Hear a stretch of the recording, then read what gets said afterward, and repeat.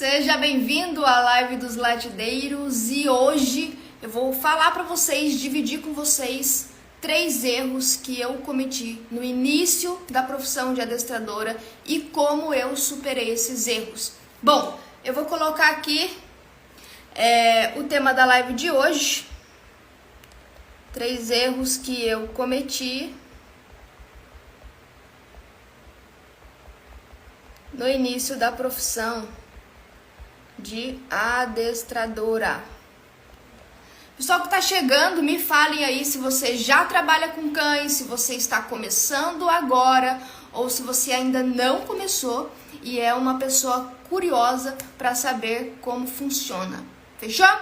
Bom, vai ser um bate-papo rápido, não vou me postergar muito. Vou ser bem objetivo aqui com vocês, dividindo essas histórias que aconteceram comigo. Vamos lá? Meu primeiro erro, eu não tinha processos claros na minha empresa. O que eu quero dizer com processos claros? Quando o cliente fechava comigo, tinha coisas em que eu não me adiantava que poderiam dar errado. E, gente, boa noite. Gente, lidar com o público, quando você vai lidar com pessoas, tá? Você tem que se adiantar aos erros ou aos equívocos dessas pessoas. Jenny, eu comecei no mercado pet porque meu sonho é trabalhar com cães e tudo mais. Te entendo, tamo junto. Mas como eu repito para os meus alunos, mercado pet é um mercado de pessoas. Quem te paga são as pessoas. Então a gente tem que estar preparado, porque aquilo que pode parecer óbvio, né? Principalmente nós que trabalhamos com o público, somos empreendedores, vendemos o nosso tempo. Aquilo que é óbvio para a gente, muitas vezes não é óbvio assim para quem nos contratou. E deixar essas coisas claras nos prejudicam menos emocionalmente e financeiramente. Beleza, Jenny? Exemplos que eu não tô entendendo nada. Vamos lá. Coisas que já aconteceram comigo, tá? Eu atendi, já cheguei a atender cliente. Beleza, eu vou te pagar aqui esse pacote, por exemplo, de 4 aulas. Ok. No meio das 4 aulas, aconteceu alguma coisa e a pessoa ia embora aqui da minha cidade, ia-se embora. Teve um problema, sei lá, no trabalho, enfim, vou embora. Então, Jenny, eu te paguei por essas 4 aulas, só que eu não vou poder, agora fazer as últimas 2. Devolve meu dinheiro. A gente que trabalha vendendo o nosso tempo, a gente tem que deixar claro para o cliente que não existe devolução do dinheiro. Eu não tenho culpa que a pessoa teve que se mudar. Eu não tenho culpa que eventualmente o cão, por exemplo, faleceu. Eu não tenho culpa que o cachorro quebrou a pata e não vai poder fazer as aulas. Já aconteceu tudo isso comigo, gente. A gente tá fazendo a aula do cliente e aí não durante a aula, Enfim, durante o processo de adestramento. O cachorro quebra a pata, Jenny, fulaninha aqui quebrou a pata, a gente não vai poder dar continuidade por um tempo. Tudo bem, devolve meu dinheiro. É complicado isso, cara, Eu, por exemplo, particularmente, eu não gosto de receber do cliente mais do que 4 aulas seguidas, justamente para evitar certos tipos de problema. Então, se é um cliente que não se habituou à minha forma de trabalhar, eu dispenso ele, não vou para o segundo ciclo de aula. Se é um cliente que, porventura, ou me dá problema, ou é uma pessoa já desrespeitosa, eu, por opção minha, eu não continuo com essa pessoa. É raro de acontecer? Mas eu prefiro fazer assim. Agora, não tem como eu receber por aula, Os adestradores aí que fazem isso, não faça, porque o cliente ele começa também a te engambelar, então ele vai e desmarca com você porque ele tem um aniversário para ir, não te avisa com antecedência, Então a gente que vende o nosso tempo, a gente precisa se adiantar esse tipo de coisa. E no começo da carreira, eu não tinha essa mentalidade, eu não sabia, esqueci de fixar o meu comentário aqui. Eu não sabia que isso poderia acontecer, Inclusive, falem aqui, nos comentários se algum tipo de situação assim já aconteceu com você. Então são coisas que eu me chateei, me frustrei no começo da profissão e eu aprendi a criar processos, tá? Então, olha, o cancelamento da aula tem que ser feito antes de 12 horas do horário da aula. Não tem como, faltando meia hora para a aula, você me ligar, me mandar um WhatsApp e falar que esqueceu que tinha um aniversário de uma criança para ir. Quer dizer, eu separei o horário na minha agenda para atender o seu cão, não vou atender e não é por uma emergência. Putz, Jenny, esqueci, cara, tinha marcado o banho dele hoje. Vamos deixar para outro dia? Beleza, então quer dizer que a aula de hoje vai ser contabilizada como feita. Se a gente não colocar esses processos na nossa empresa, a gente se prejudica financeiramente. E eu não sou uma pessoa que tenho dificuldade de dizer não, tá? Eu não tenho dificuldade de dizer não e eu não tenho dificuldade em impor limites. Porém, eu não sabia, né? Eu já tinha trabalhado antes, obviamente, mas eu nunca tinha tido a minha própria empresa, então eu não sabia que a gente tinha que, sei lá, que comunicar essas coisas óbvias. Eu não tinha esse repertório comportamental, tá? Então, eu coloco aqui como o primeiro erro, não ter esses processos claros. Quando que haverá reposição das aulas? Pagamento. Pagamento é no dia da primeira aula. O pagamento do pacote de 4 aulas. Não é no dia necessariamente que o cliente recebe, tá? Então, esse tipo de coisa me resguarda para que eu, por exemplo, também não leve um calote. Beleza?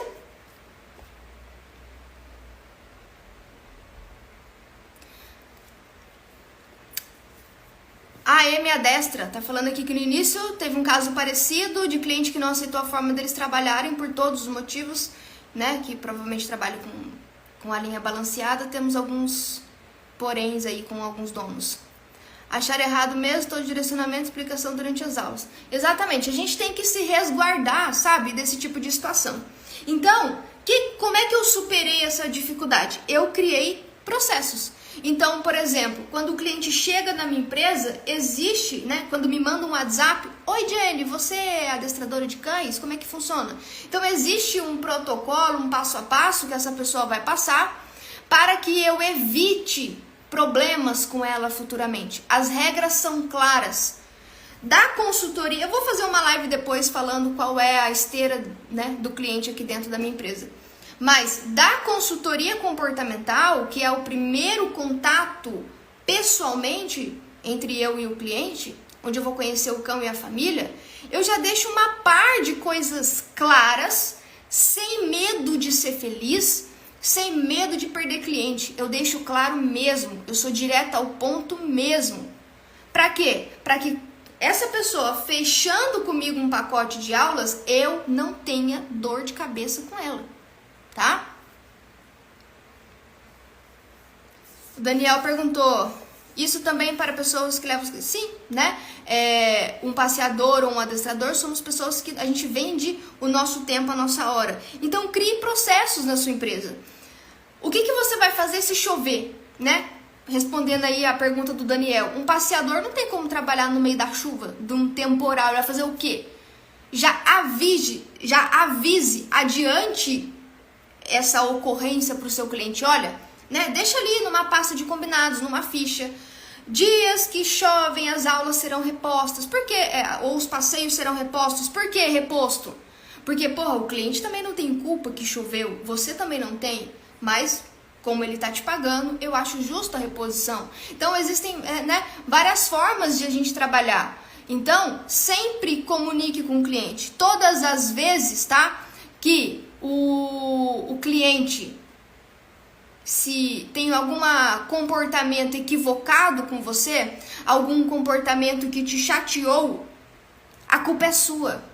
Empreender, gente, é assim, é para quem é apaixonado, doente pelo que faz. Você não tem direito a 13º, você não tem direito a férias remuneradas e tudo que acontece na sua empresa é culpa sua. Eu não tô falando isso para você se culpar, eu tô falando isso para você criar processos na sua empresa para que a partir de hoje você se chateie muito menos ou pare de se chatear com essas coisas pequenas. Eu trabalho com cães há 13 anos. Eu comecei no adestramento em 2011. No início da minha profissão, essas situações, esses pormenores, foi muito mais ruim e frustrante para mim. Hoje, eu tiro muita coisa de mão beijada, mas por quê? Porque eu tenho processos. Então, para que aconteça alguma coisa na minha empresa que eu já não tenha me adiantado antes, é muito difícil. Entendeu? É muito difícil para o cliente querer fazer alguma coisa que já não foi combinado previamente. Então, faça isso na sua empresa, tá? Segundo erro, né? Como eu acabei de falar, eu pareço jovem assim, mas eu não sou tanto, né? Então, eu comecei no adestramento em 2011. E logo em seguida que eu comecei, foi quando iniciou o início mesmo, né? Dos cursos online de adestramento. E eu, né? Idealista que sou, ao mesmo tempo também não sou uma pessoa, eu não tenho dificuldade nenhuma em admitir que estou errada e mudar de opinião, tá? Mas no começo, eu era contra curso online de adestramento, tá? E foi uma perca de tempo pra mim. Hoje eu vendo os meus cursos online de adestramento, tá? E consumo também, não sou só uma pessoa que vendo, eu consumo, eu gosto de consumir. E qual que é a questão? Para o pessoal aí que já fez cursos presenciais, sabe muito bem do que eu tô falando. Primeiro, se você está começando na carreira agora, sim, você tem que fazer cursos online e cursos presenciais. Você tem que fazer, você tem que estudar sobre cachorro a partir de várias formas de aprendizagem, tá? Só que, o que acontece? O curso presencial, ele nunca vai ter, por uma questão de tempo, possibilidade de tempo, ele nunca vai ter a mesma robustez em conteúdo teórico que um curso online tem. Então, por exemplo, dentro da escola Latidaria Pet Pro, eu tenho aulas, cara, detalhadas sobre muitos assuntos teóricos, por exemplo, que é importante um adestrador saber. Tem muito adestrador aí que só vai em seminário presencial, sábado e domingo, ou enfim, 3 dias, e quando você chega com algum conceito mais teórico, essa pessoa não sabe. E isso é um problema, porque um bom adestrador, ele tem 3 pilares, que é o pilar teórico, o pilar prático e a mentalidade correta, tá? Então, o curso online, e eu só fui perceber isso muitos anos depois, quando eu abaixei um pouco a minha cabeça e comprei cursos online, o curso online, ele possibilita um estudo teórico muito mais aprofundado. Pessoal que está começando agora, que não é das antigas, não tem ideia do quanto vocês aprendem de graça assistindo nossos stories, assistindo nossos reels, coisas que eu que comecei há muitos anos atrás, a gente não tinha esse tipo de conteúdo nem em curso presencial, que você pagava caro, ia pra puta que pariu da sua cidade, longe pra caramba, chegava lá e muitas vezes eu paguei curso presencial e eu não tive 1/10 do que eu vejo eu e meus colegas hoje produzindo de conteúdo gratuitamente na internet. Então, isso foi um erro, assim, pra mim. Eu acho que se eu tivesse cedido ao conteúdo online antes, né, eu teria aprendido muito mais, muito antes, entendeu? Curso presencial é ótimo, só que curso online é ótimo também. Uma coisa não abafa a outra, uma coisa não substitui a outra. Outro ponto, eu sou uma pessoa, no geral, mais autodidata. Eu aprendi a tocar violão sozinha, eu aprendi a tocar baixo sozinha, eu aprendi a tocar carrom sozinha. E na faculdade, eu ia para a faculdade para anotar os temas que estavam sendo tratados nas aulas, para responder presença, para tomar café e fumar lá fora com o pessoal. Era isso que eu fazia na faculdade. Quando eu chegava em casa, eu pegava os temas sozinha e estudava e absorvia o conhecimento. Então, dentro dos cursos online também é possível obviamente depende do curso, né? Depende da qualidade do curso. É possível que vocês tenham acesso a estudos de caso muito mais aprofundados, que muitas vezes em um curso presencial você não teria continuidade daquele caso. Você tem uma coisa pontual. É por isso que eu faço curso presencial todo ano, tá, gente? Todo ano eu faço. Não tenho nada contra. O que eu tô dizendo é, no começo da carreira, eu fui preconceituosa com cursos online e isso foi um grande erro pra mim, tá?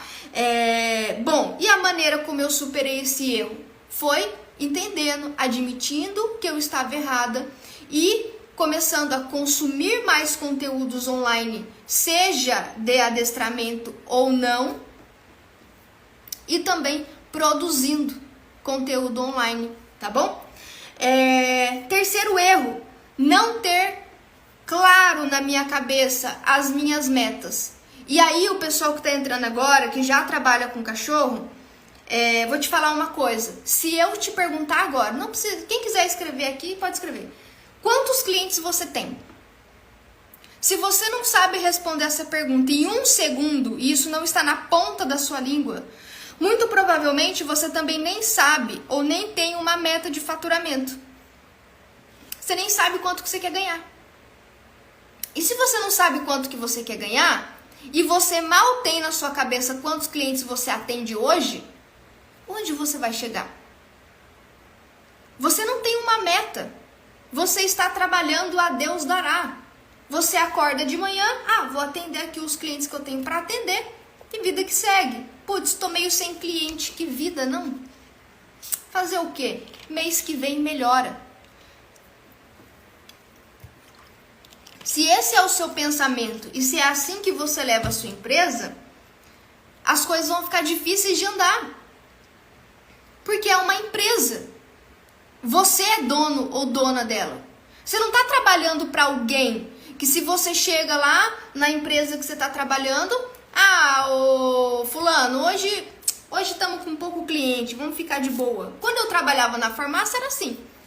Chegava na farmácia, tinha época que tava muito corrido, né? Carnaval, era insuportável trabalhar na drogaria no carnaval. Tinha que vender camisinha pra gente bêbada o tempo todo, era insuportável. Lotado. E os dias que estavam vazios, era uma maravilha. A gente como funcionário adora o dia que a empresa tá vazia, né? Ai, nossa, que tranquilo que tá isso aqui hoje. Na sua empresa, você não pode se dar esse luxo. Tá? Então você tem que ter essa noção.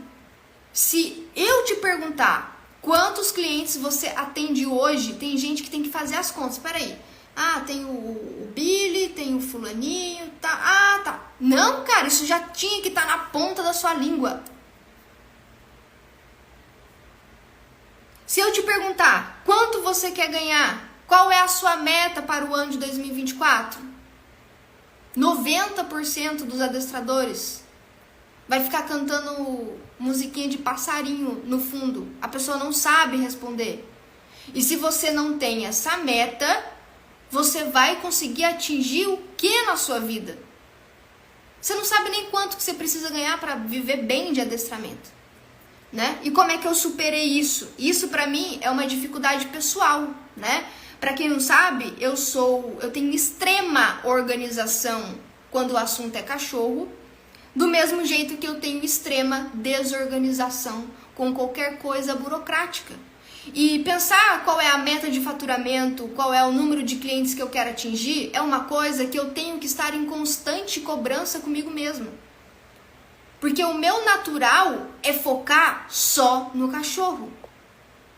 Só em como eu vou melhorar aquele cachorro.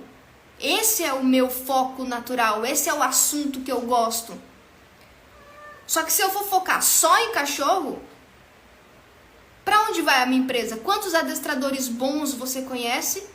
Que muitas vezes eles não podem nem se dar ao luxo de trabalhar apenas com adestramento, por uma questão financeira. Porque a pessoa é foda como adestrador, mas ela é péssima como empreendedor. Então, esse é o terceiro erro que eu cometi, né, na minha carreira, no começo. E é um erro que eu tenho que o tempo todo estar olhando, me avaliando, analisando se eu tô fazendo certo, se eu não entrei na mesmice. Porque a gente tem que ter metas para trabalhar com cães. Não só a meta daquele caso. Eu quero que esse cão consiga andar na rua sem reagir a outros cães. Eu quero que esse cão consiga receber visitas em casa sem querer matar a visita. Beleza, isso é uma meta. E a sua empresa? Então, é assim, gente. Né? Para quem tá aí desde o começo e tal, os erros acontecem. Todo mundo erra. Ainda mais se você, assim como eu, você não veio de uma família com empreendedores. Ninguém na minha família é empreendedor. Ninguém. Tá? Eu tenho um tio de 2º grau que é dono de uma funerária, mas a gente não tem muito contato e tal. Enfim. Eu não tenho ninguém. Eu não posso chegar e perguntar o que meu pai acha sobre isso ou aquilo, porque a visão que ele tem é a visão de alguém que teve carteira assinada durante a vida toda. Meus avós, a mesma coisa. Meus tios, as mesmas coisas. Então, eu não tenho com quem dividir. Logo, quando eu comecei a minha empresa na área de adestramento, eu errei pra caramba. Eu ainda erro. Só que cada erro que acontece, eu não culpo o cliente. Eu culpo a mim mesmo. Putz, onde eu errei na forma de falar com essa pessoa? Onde eu errei na hora de colocar as regras da minha empresa que isso não ficou claro? Por que é que eu não avisei isso antes? Por que é que eu esqueci de avisar isso antes? Eu me cobro para que eu não sofra essa dor de cabeça depois. Eu não gosto de dor de cabeça. Eu sou uma empreendedora porque eu não nasci para trabalhar na empresa de ninguém. Eu não gosto de dar satisfação para ninguém. Então, se eu sou assim, não gosto de dar satisfação para ninguém, não gosto de seguir regras de ninguém, abaixar a cabeça mesmo que eu não concorde, eu não consigo ser assim. Então, se eu não consigo ser assim, eu tenho que ter culhão para empreender e ser dona da minha própria empresa. Porque senão não ia ser nada, né? Eu não ia prestar nem para ser um funcionário de uma pessoa e nem para ter uma empresa. Aí o negócio ia ficar feio pro meu lado, né? Então, eu tenho que pensar como eu melhoro a minha empresa. Como eu melhoro. Eu não estou trabalhando com cães para aguentar enchimento de saco de cliente. Eu não estou trabalhando com cães para o cliente achar que ele é meu chefe. Ele não me paga 13º, ele não me paga férias remunerada. Tem uma série de direitos que a gente como empreendedor não tem. Então o meu cliente, ele é um consumidor do meu serviço. Ele não é meu chefe. Chefe sou eu mesma, das coisas que eu tenho para fazer, de como eu tenho que direcionar a minha empresa. Certo? Coloquem isso na cabeça de vocês. Parem de agir como funcionário dos outros. Se você tem a sua empresa de adestramento e de passeio. Você não é funcionário de ninguém.